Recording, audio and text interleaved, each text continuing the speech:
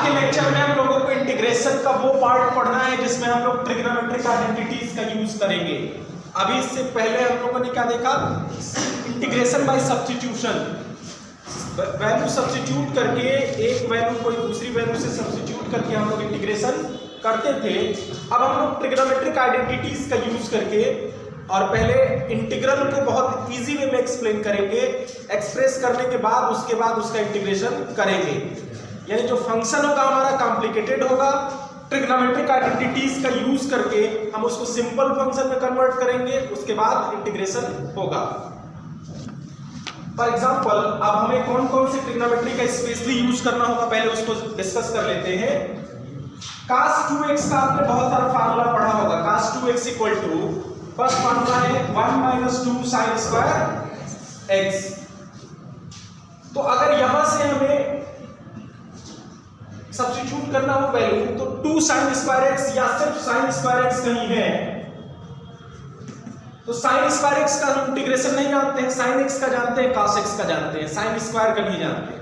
तो इस sin square को हम ट्रांसपोज करके और cos 2x के टर्म में रिप्रेजेंट कर लेंगे पहले आइडेंटिटी का यूज करके। तो 2 sin स्क्वायर x इधर आया ट्रांसपोज होके, तो cos 2x इधर गया, 1 - cos 2x, और ये 2 है, इससे डिवाइड कर देंगे अपॉन 2। तो यहां से जो वैल्यू निकालेंगे हम sin स्क्वायर x की, वो ये मिल रही है। तो कहीं भी अकेले sin स्क्वायर x आ रहा है तो वहां पे हम ये वैल्यू पुट करेंगे, यानी ट्रिग्नोमेट्री के इस आइडेंटिटी का यूज कर रहे हैं वहां पे। ऐसे cos स्क्वायर x कहीं आ रहा है तो cos 2x का एक फार्मूला ये भी होता है, 1 - 2 cos स्क्वायर x माइनस 1। यहां से अगर cos स्क्वायर x की वैल्यू हमें सेपरेट करनी हो तो कितना आएगा वैल्यू cos स्क्वायर x का? यहां से cos स्क्वायर x आएगा 1 + cos 2x अपॉन 2। तो स्पेशली इन दोनों का तो बहुत ज्यादा यूज आएगा, इन दोनों ट्रिग्नोमेट्रिक आइडेंटिटीज का बहुत ज्यादा यूज आने वाला है। इसके अलावा और क्या आ सकता है, sin 3x का फार्मूला क्या होता है, 3 sin x minus 4 sin cube x। तो अब इंटीग्रेशन करने में हमको सिर्फ इसके इंटीग्रेशन में दिक्कत होगी, sin क्यूब x का हम लोग नहीं करते।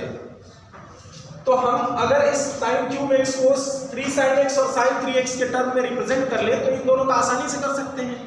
तो यहां से इसकी वैल्यू क्या निकलेगी, sin क्यूब x अगर कहीं आया है तो वहां से वैल्यू निकलेगी 3 sin x minus sin 3x upon 4। अब देखो 3 sin x का भी हो सकता है आसानी से इंटीग्रेशन, sin 3x का भी हो सकता है। तो अगर कहीं क्यूब में आ रहा है तो हम इस फॉर्म में कन्वर्ट कर लेंगे। इसी के जैसे cos क्यूब x को भी कन्वर्ट किया जा सकता है, और भी ट्रिग्नोमेट्रिक आइडेंटिटीज का हम यूज कर सकते हैं सिचुएशन के अकॉर्डिंग। कौन सी ट्रिग्नोमेट्रिक आइडेंटिटी कहां पे यूज होनी है, ये हमारे कॉमन सेंस और हमारे फार्मूला रिमेम्बरिंग कैपेसिटी पे डिपेंड करता है कि कितना फार्मूला हमको याद है। जो हम लोगों ने क्लास 11th में ट्रिग्नोमेट्री में डिस्कस किया था, जितना फार्मूला, उन सब का लगभग अब यहाँ पे यूज आने वाला है, क्योंकि क्लास 11th में ही हमने बताया था आपसे कि ये ट्रिग्नोमेट्री अगले साल मतलब 12th में तो है नहीं, लेकिन उसका यूज बहुत ज्यादा है, पूरे कैलकुलस में इसका यूज है। हर जगह जहां भी जाएंगे मैट्रिक्स डिटरमिनेंट में भी इसका यूज आया। तो एक बार आप पूरा क्लास 11th का फार्मूला ट्रिग्नोमेट्रिक आइडेंटिटी रिवाइज कर लेंगे। अब हम एक्सरसाइज 7.2 की तरफ चलते हैं। फर्स्ट क्वेश्चन है एक्सरसाइज 7.2 का 7.3 का।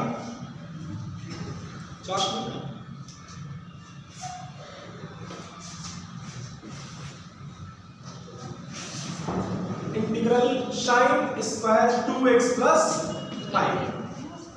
अब यहाँ पे एक हमारे सामने प्रॉब्लम, दो प्रॉब्लम है, पहले तो 2x + 5 और दूसरा sin स्क्वायर। तो इस प्रॉब्लम को तो हम किसी तरह से दूर कर सकते हैं, कैसे, डी सपोज करके। तो पहले इस प्रॉब्लम को दूर किया जाए। Let 2x + 5 = t, then 2dx = dt, then dx = dt/2। अब ये वैल्यू सब्स्टिट्यूट करेंगे तो इंटीग्रल बन जाएगा sin स्क्वायर t dt/2। अब इस sin स्क्वायर का हम लोग इंटीग्रेशन नहीं कर पाएंगे, तो यहाँ पे ट्रिग्नोमेट्रिक आइडेंटिटी से इसको रिप्लेस करना पड़ेगा। अभी तो जस्ट हमने बताया साइन स्क्वायर एक्स को क्या लिख सकते हैं 1 माइनस cos 2x अपॉन 2, तो यहाँ भी वैसे ही चेंज करेंगे 1/2 1 minus cos 2t upon 2 dt। अब इस 2 को बाहर कर लेते हैं और इन दोनों को अलग अलग कर लेते हैं, तो 1/4 dt minus 1/4 cos 2t dt। अब इसका क्या होगा 1/4 कॉमन है, dt का होगा t माइनस 1/4 cos 2t का होगा sin 2t upon 2 sin 2t upon 1/4 sin 2t upon 2 plus c, t की वैल्यू पुट कर देंगे यहाँ पे। इसको सपोज क्या था 2x प्लस 5 हो, तो यहाँ 1/4 into 2x plus 5 minus 1/8 4 into 2 1/8 हो जाएगा sine 2 into 2x plus 5 plus c, ये हमारा आंसर। तो थोड़ा सा ट्रिग्नोमेट्री हमने यूज कर दिया, तो हमारा ये फंक्शन जो कॉम्प्लिकेटेड था वो सिंपल में कन्वर्ट हो गया और आसानी से उसका इंटीग्रेशन हो गया।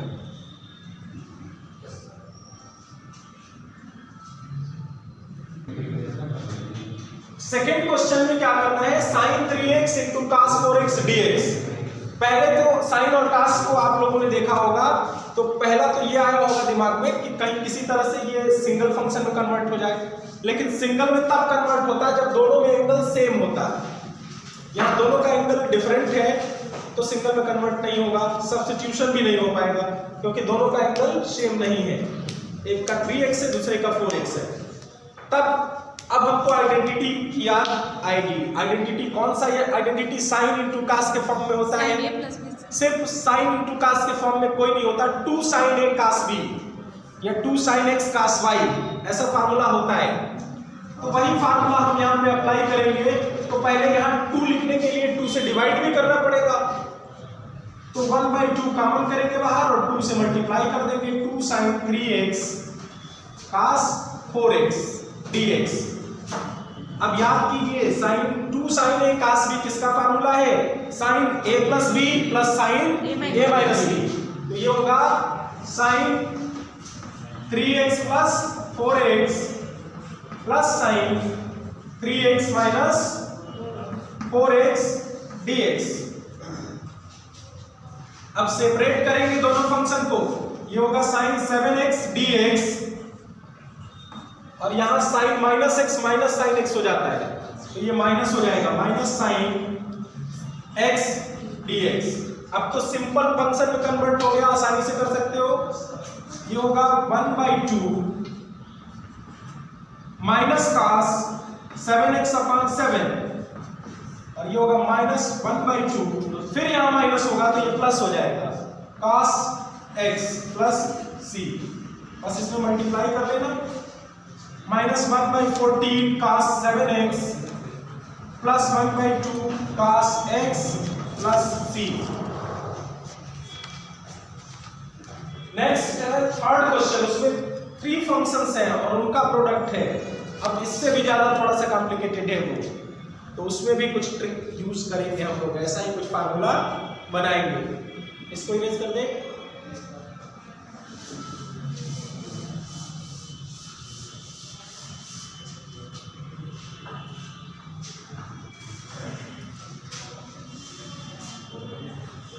Question number 3, integral cos 2x into cos 4x into cos 6x dx।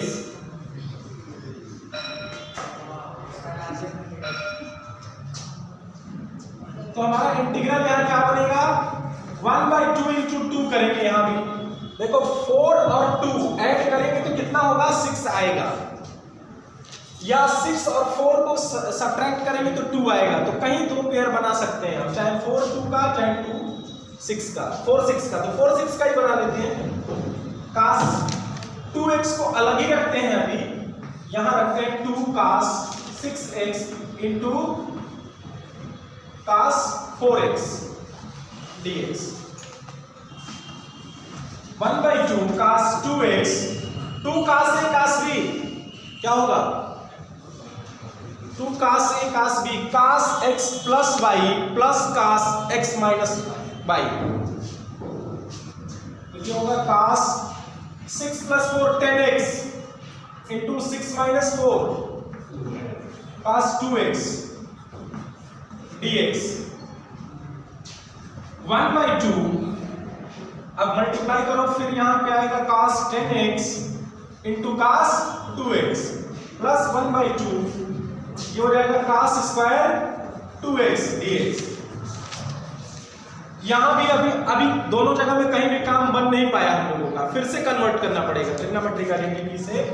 यहां फिर 2 से डिवाइड करेंगे तो 1/4 हो जाएगा, 2 से मल्टीप्लाई करेंगे 2 cos 10x into cos 2x dx plus 1/2 और ये हो जाएगा 1 प्लस cos 4x अपॉन 2। अगर यहाँ x रहता है तो यहाँ 2x रहता है, यहाँ 2x है तो यहाँ 4x बनेगा।